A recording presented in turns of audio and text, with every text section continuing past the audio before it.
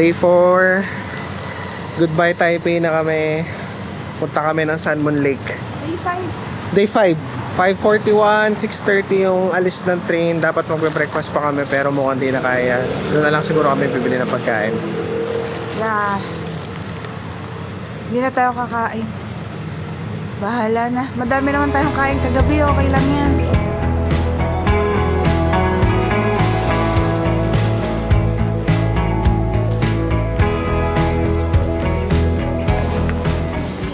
High-speed train. Oh, maulan na. Kaya ako ng maaraw. Gusto ko maulan. Hindi na ako sanay ng magandang panahon. Gusto ko yung bumabagyo, yung kagulo. Punta kami Sanmon Lake ngayon. Pero ride to Taichung muna. Let's go!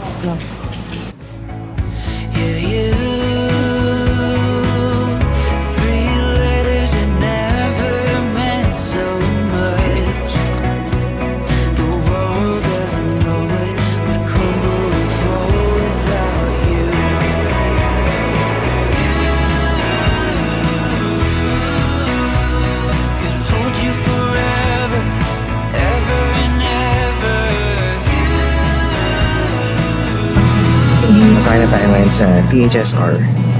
Ano pala? Ang interesting lang kasi ito pala yung first train outside of Japan na gumagamit ng Shinkansen or yung bullet train technology. 2007 pa siya na-develop. Yung average speed niya naglalaro sa 300 kilometers per hour pero yung maximum speed niya hanggang 350 pero yung average 300. Tapos sobrang punctual ng train. Ang average delay niya sa isang taon ang delay niya 12 seconds. So pag na-late ka pa, kasalanan mo na yun. Never naging kasalanan ng train. Tapos sobrang bihira din siya magka-mechanical failure. Maganda, di ba, tapos dito sa region na to, di ba, malakas ang lindol. Meron din siyang earthquake resisting system na kapag nakadetect ng significant seismic activity, automatic magka-cut off yung power lines tapos mag-break agad yun. May emergency braking systems. It's cool. Got table. And armrest.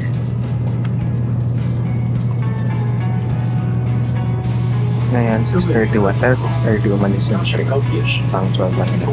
Sabi, 7:18 siya ako nasa Taichung. Tignan natin kung makakarating nga ng Taichung. 7:18.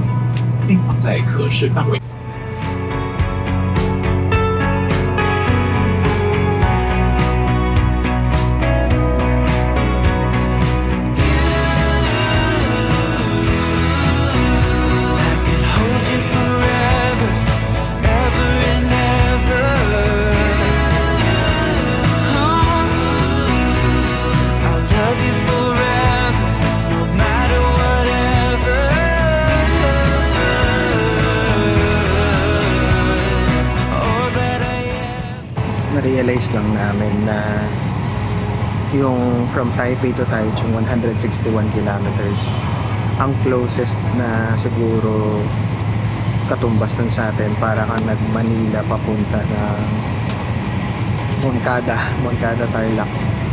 Eh di ba pag mga 2 to 3 hours dito 48 minutes lang because of train. 48 minutes ang cross count. Papasano all ka na lang. Okay, dito na tayo sa Taichung Station. As of now, nag-check na ng ticket si Hermes para sa bus naman tayo. Though, 8 pa naman daw yung schedule ng bus. I think, kukuha na siya ng ticket para ready to go na sa bus.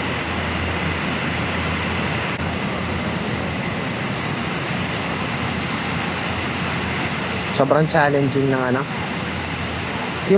yung labels may mga English pero yung ibang services hirap. Kunwari ito hindi namin alam gagawin dito, buti na lang may Google Translate. Kaya imagine yung life before nang walang Google Translate. Yun yung mga hardcore travelers talaga. Mga parang 20-30 years from now 20, 30 years ago. Mga malulupit na travelers. Siguro required sila I mean, they try na mag-learn ng few phrases at least. Tayo, wala tayong alam na language yun. Shishi lang tsaka ni hao. Ba't nakatago yung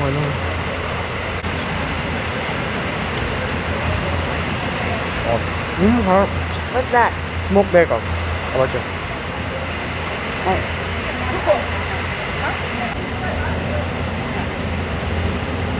One.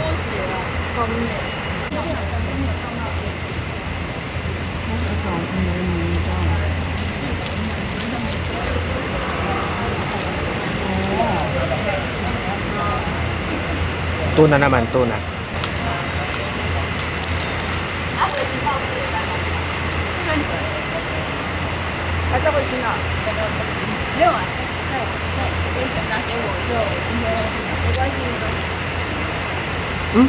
Na-discover na namin yung paano yung tamang pag-alis. Medyo bano dun sa una. Getting better on the third time. Third, This is salmon roe. third time's the charm. Salmon roe. Salmon roe. Salmon and salmon roe. 8点半的，啊，你 Oh, laki ah.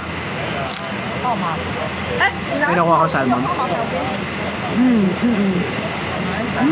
Sarap. Ito pang pinakamasarap. Ito, second tuna. Good. Ba yun? Yan, nadurog na. Durog na.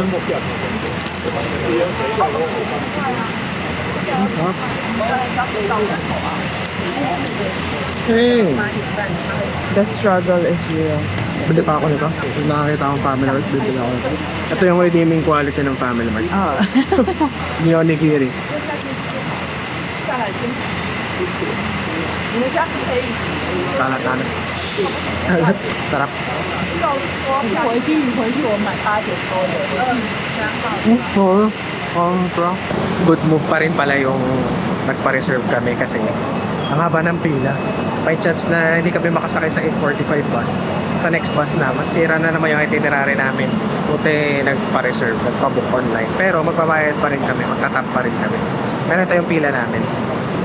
Tada! Guaranteed seating.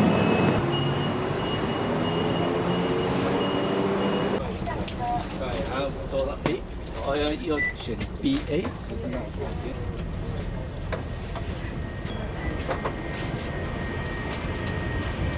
Much better. We are once again seated. Bukitan yung nag-book kasi parang less than 10 na lang yung nakita ng seats. Parang doon pa lang sa Ganseng stop. Halos pa puno na yung bus. Daming pila, grabe. Ang haba ng pila. 谁最后一个？ Tapos buti na lang, kapag top up ka na ng对，剩一个。 What if walang saktong-sakto lang pala ka? Di marami naman siguro. Daming pa. May 7-Eleven din sa visitor center. Oh. Dito kami sa pinakalikod ng bus para iwas ilaw. Sobrang strict sa time. Talagang 8:45. Pag 8:45 yung pinok mo oras, 8:45 darating ang bus. 8:45 din aalis. Kasi nga pag na-delay ang isa, delay na lahat. Sobrang strict nila sa time. Kaya dito pag gumawa ka ng itinerary, nasusunod kung hindi ka tatamarin. Pero pagka nag-book ka ng mga schedule, very seldom ka na madedelay.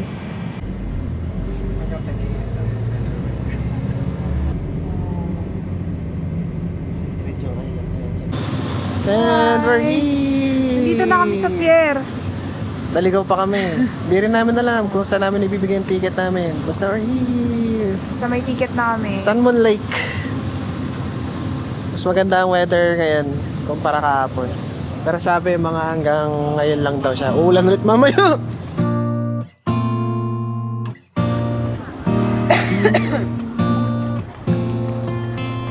It's in the system, it's in our blood. You cannot keep me from looking for love. Don't wanna hide it, ain't gonna lie.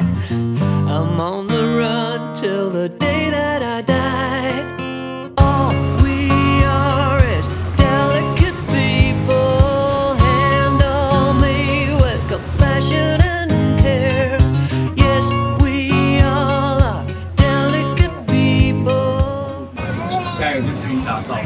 Siguro konting-konti na lang magbibigti na ako. Parang 80% of the time, di namin alam kung ano nangyayari. Sinusundan na lang namin yung mga tuo, yung turo. Ayun, dun, kaya dun. So, so far, hindi mo kami naliligaw, nalagasan lang ng pera. Tanga eh.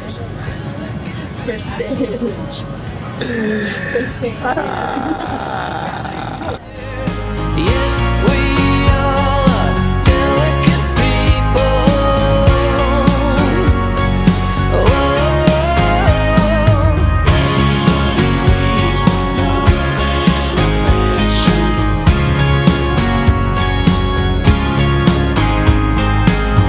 don't wanna hide it, ain't gonna lie. I'm on the run till the day that I die.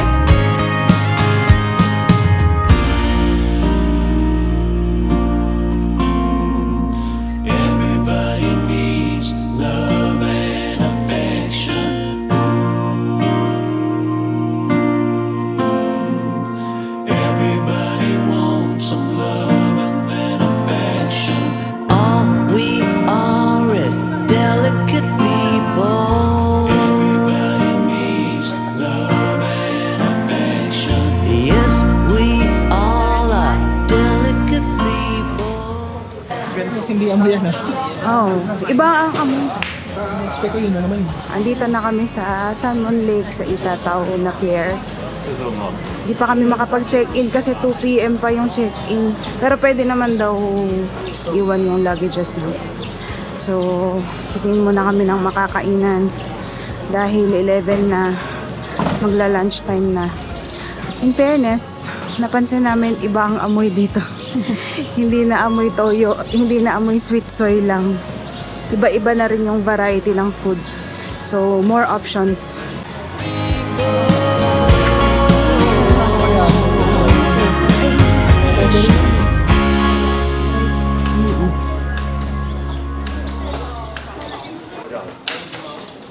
Ay, may pork chop ba?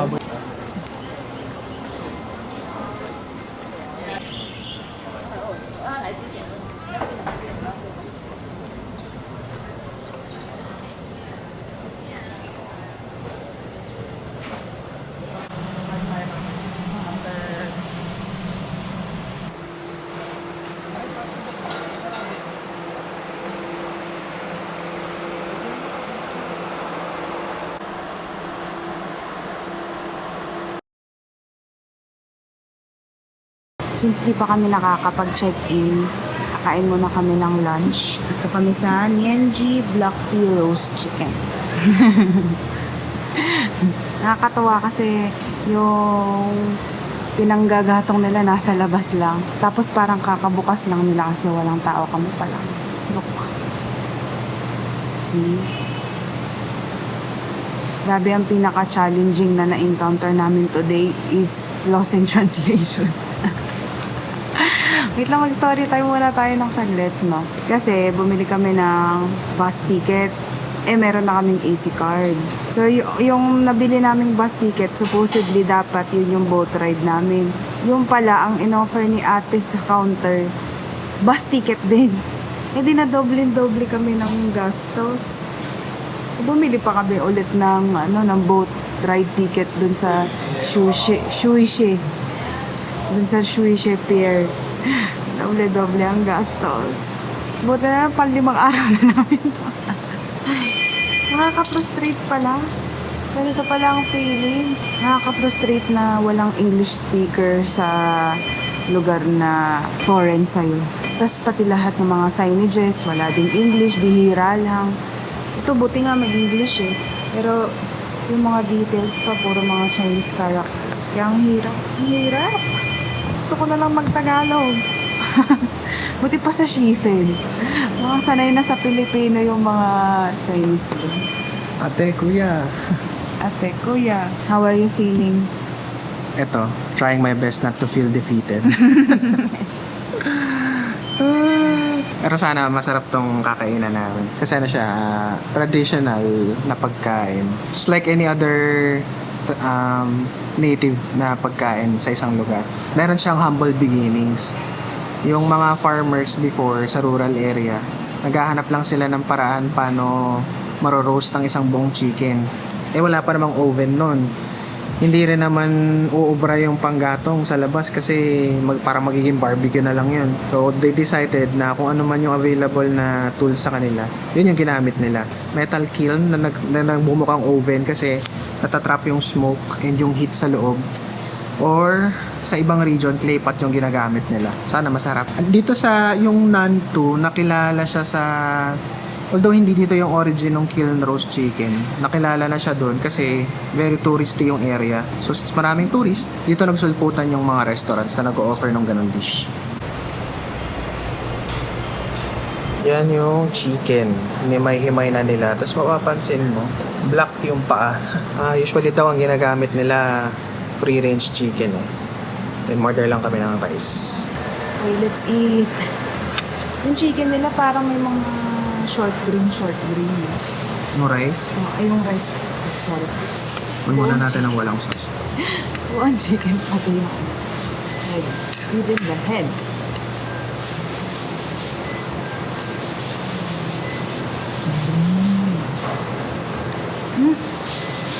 That's good. Ang yung lasa sa loob. Pero honestly, medyo kapareho na yung mga naglulutsong manok sa atin. Milder version ng timpla. It's growing on me. Manok yung ulo. Itong ulo. Ang sarap. Ang init pala. Fairness, okay din yung isang buo. Hindi tayo agawan sa tayo. Ang tayo. Yoshi. Una ko kasing kinain breast eh. Yun yung pamantayan ko. Pag walang lasa yung breast, hindi masarap na chicken yan. Mas masarap pag sinasal dun sa salt and pepper. Sarap. Ay, grabe. Look. How juicy that. Tapos yung skin. Oh. Wala mantiga yan. Purely rendered fat lang from chicken skin. Ang lasa niya parang mild version ng Jollibee yung nasa loob. Tapos yung Jollibee? Yung nasa loob. Mild lang, mild. May lasang cartilage na din siya. Ang dami lang. Hindi ko siya maubos namin. So ano siya? Smoky. Kulob yung lasa. Ang sarap. Tapos perfect seasoning. Parang wala pang marination. Or kung meron man siguro light version lang ng marinate. Tapos yung moist niya, siguro dahil na-trap siya dun sa cooking process, hindi nag-dry out yung meat mismo sa loob. Sobrang juicy nung mga red meat na part. Ang sarap nung pagkas nasosa sa pepper. Since native chicken pala yung ginamit nila, yung chicken, a lot bigger pero slimmer. Tapos yung ibang parts, hindi naman siya malambot. Hindi naman din siya matigas. Medium rare. Basta hindi siya kasi lambot ng chicken na nakasanayan natin. Pero juicy, lalo na yung leg part. Yung wing part, since mostly kapit na kapit yung skin dun sa bone, wala masyadong nakakain. Pero yung flavor, andun pa din. Hindi ako mahilig sa leg part. Masarap naman. Sa kasi, wala siyang lasang chicken. Ayoko nung lasang chicken eh. Dinosaur talaga eh. Pero yun mo, kinakain na lang ng humankind yun yung dinosaur. Okay. Gusto kami kumain. Bibili na lang kami ng milk tea tapos magbabike kami. Itong kasama ko, hindi marunong magbike pero i-risk na namin. Kung ma-stuck kami somewhere, edi adventure. Wala na. Sorry naman. Sorry. Ha? Para Ano ba yun? bayad na muna ako. Bayad muna damage. Bye. Check-in muna kami dito sa Sun Moon Lake, Itathao Pier. Nag-check-in muna kami sa hotel bago mag-bike ride. Sabi, mga 2 to 3 hours daw yung bike ride. Okay. Medyo nakakakaba lang kasi isang bike lang yung gagamitin namin. Kaming dalawa na. Hindi kasi marunong mag-bike yung isa dyan. Nakakatakot. Baka mamaya maubusan ng battery yung bike sa gitna ng daan. Hindi nga kami marunong kahit kunting Chinese. Okay, nandito na kami sa Huyuel Lakeview Hotel. And short room tour lang. Pasok namin, merong cabinet in which wala pa man ding cabinet yung una namin. Nabook na hotel sa malapit sa Ximending. Yan, dito yung CR sa gilid. Okay, ref. Parang manual pa tong ref. Pipindutin pa. Ayun, switch. Meron silang free black tea. Tsaka crackers. There's bed. Mas maluwag to kaysa dun sa Tango Inn. TV. Nandito sa window, kita yung lake view. Nice. After namin mag-bathroom break, magbabike na kami. May sleepers din and hindi siya disposable. It's plastic. So, I guess nire-reuse to after every guest. Anyway, ni-sterilize naman siguro nila yan. Hence, the signage. There's also mini table. Hi! Bike na tayo? Bike na bike. Tara! Ikaw magpepedal Oo. Ay. Kinuha mo rin ko. Kakayanin kaya yung mga ahon na tayong dalawang sakay. Lakarin na lang natin pag ahon, no? Oo. Tsaka ipepedal naman pagka hindi kaya na. Okay. Huwag natin ipadala lahat sa electrical bike. Cellphone mo, baka makalimutan mo. Bye. Let's go! Dito ako ngayon. Nagra-ride. Saan man Ligaw ba? may motor. Ganda ligaw pa. Nakadalawang balik-balik.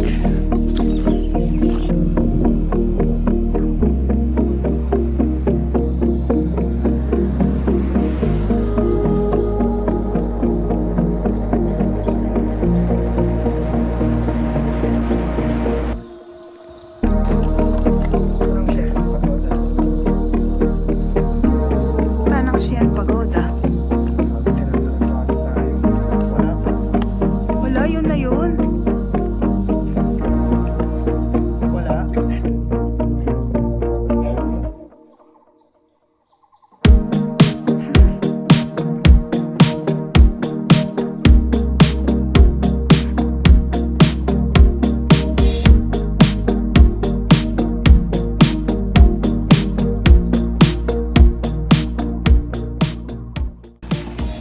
Mali yung nadaanan namin. Ano? Hindi wala yata ang ibang daan kasi kung makikita Baka yun mo. na nga. Oo. Wala mo talaga siyang tahakin. Anyway, Pakita mo gaano kataas yung stick. dito na kami sa Sian Pagoda. Yan. Pero, edi nakamotor kami. Ayun, ayun pa yung tatahakin namin, no. Ang taas. Trail pala siya. Hindi siya bikeway. Nakabike kami. Ayun. Paano? Oh, diba? Adventure! You okay? Yeah, wrist hurt because I don't know how to throttle control nung unang sakay. Yeah. Ngayon ko lang na gets malayo-layo na napuntahan namin. Delikado din pala yung ano, for someone na hindi nagmomotor. Oo. Delikado rin pala yung sobrang bagal. Lagi kang may tendency na tutumba. Dapat nga. Ma-manage mo yung oo. speed. Kasi pag mabilis, stable eh. Hindi mo nakokontrol kapag hindi ka na... Masyadong mabagal. So, ang hirap pala kontrolin ng ano, ng electric bike kasi torquey. Parang pinipiga mong ganon. Walang nangyayari. Tapos yung una niyang kagat, Oo. Bulusok naman. Walang sweet spot. wala. Anyway. Yan sa Yummy Restaurant. Order muna kami ng truffle fries. Tsaka fried onion rings. Order din kami ng roast pork. Since nag-chicken na kami kanina ng lunch, ay, doon mo masarap yung chicken ng Dory, pero pork muna kami. Ang sarap po. Kain muna kami. Fries. Iwan muna namin yung camera sa ano kasi may katarantadoan nga kami illegal na gano'n. Buti nga wala nang mahuli. Ayan! Tanak. Yung truffle nga. Kasi ano siya, di ba may strong flavor yung truffle? Ito man. Sakto lang, pero may smokiness. Not too strong. Nawet. Onion rings naman.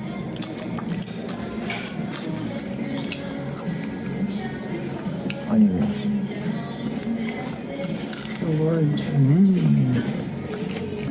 Okay. Try it. First. Actually, parang appetizer lang. Hindi, mains naman ata. Kaya lang, Di ba medyo... meron silang traditional na parang roast pork I'm not sure lang. or chicken lang? Cheers. Cheers. Okay. This is common. So, these all meals are Yep. able. Okay, thank you. Ang sarap. Nagde-develop yung lasa. Tamang inuunga mo. Yung bago yung salad, vinaigrette. Yung sophisticated yung lasa ng pork. Hindi siya basta-bastahan na ano. This is good. Hindi siya mukhang salt and pepper lang.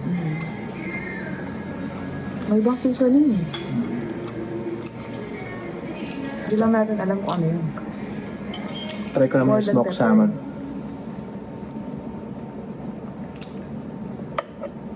Ito talaga ang paborito ko eh. Kahit saan lupalop ng mundo. Pakita mo naman. Ay! Smoked salmon. It's so good.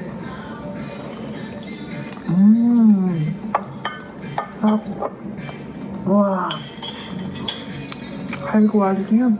Wow! Kaya sa parang. Yung una parang doon sa Payosa.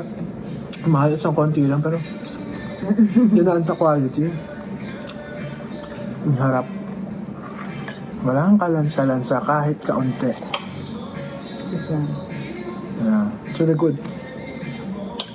Wow! Ang sarap nga pa. Ang sarap nga kainin sa ibabaw ng focaccia. Can I try? Can I try this one? You like it, love. Really good.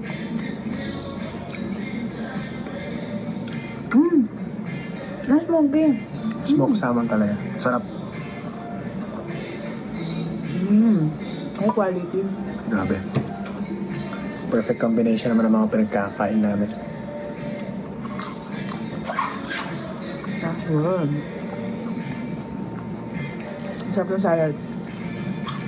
Lagay dito kasi vinaigrette based. Piligkat sauce. Sarap na yung onion rings. Kahit onion lang siya. Sarap. Tamis. Tamis yung ano? Onions. Hindi tayo na-scam sa serving na. Ganito yung sa picture eh. Yeah. Okay na yan. Kung kakain ka sa Pilipinas na mid-tier restaurant, parang ganun din yung presyo. 300 plus sa onion rings lang. Hindi na rin masama. Considering nasa tourist hotspot kami. Not bad. Mahal. Mahal na to sa kanila.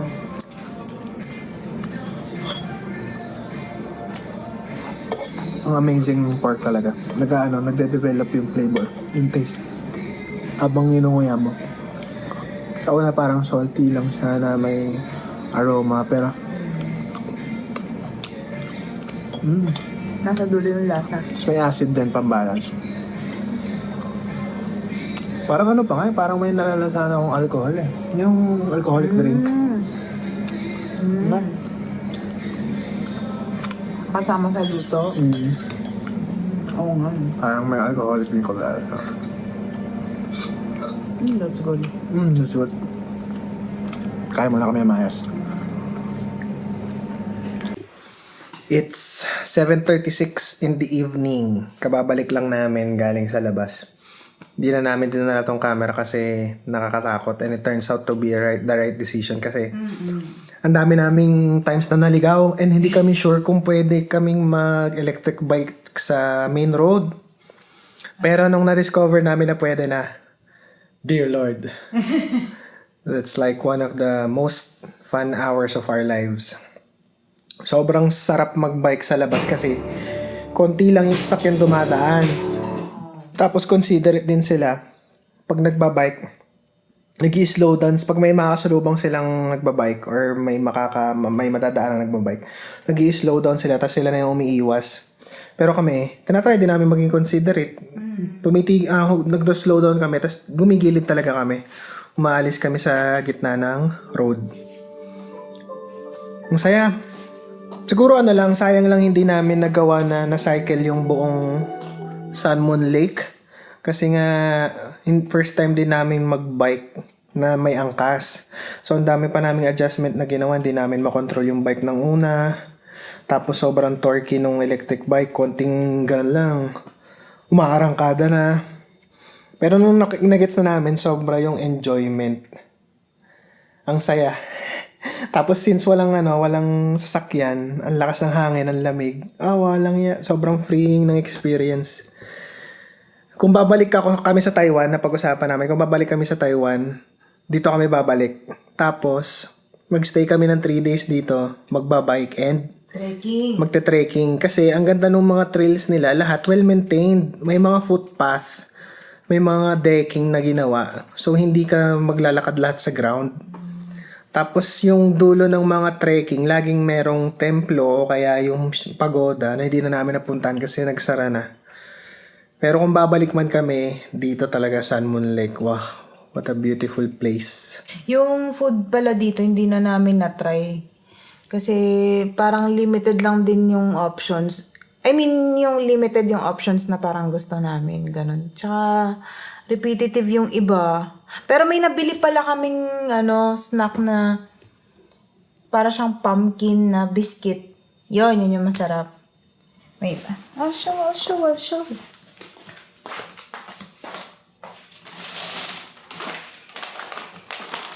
This one. Nung pinatikim ko nung nagtitinda, nainganyo kami, masarap. This one. We'll try this kapag muwi tayo ng Pinas. Then, yung tea nila dito, pinagsawaan namin yung tea. Ito, pangalawang tea na namin to today. Sayang lang kasi mabilis ma-sold out ang boba nila dito. Dahil nga yun ang siguro yun din ang laging binibili ng mga turista. Kasi every time na maglalakad ka, ito ang iniinom na sold out na. Though, yung tea nila, sarap. Mas prominent yung tea na lasa kaysa sa milk. And, ano pa ba? Yung napagkamalang at Chinese. Ay, kumain kasi kami sa Yummy Restaurant dyan. Tapos, nag-sheshe lang naman ako dahil nagbayad na ito. Sabi ko, sheshe. May sheshe. I do not. I can't. No, Chinese. No, Chinese. Pagkakamali ko yon dahil mukha akong Chinese. Napagkakamalan nga ako marunong mag-Chinese. Kaya, tinatanong ako, hindi ko naman maintindihan. Sabihin mo kung ilang beses ka na pagkakamal. Isa nung nag-McDo. Pangalawa. Ano yung pangalawa? Oo, lahat kinakausap. Kinakausap tayong Chinese eh. Parang lagi kasing na-approach na Chinese. Ang natutunan ko na lang ngayon, wag na lang mag-try mag-sheshe. Kasi doon ako kinakausap.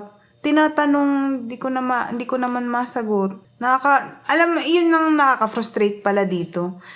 Kahit sana basic Chinese may alam tayo.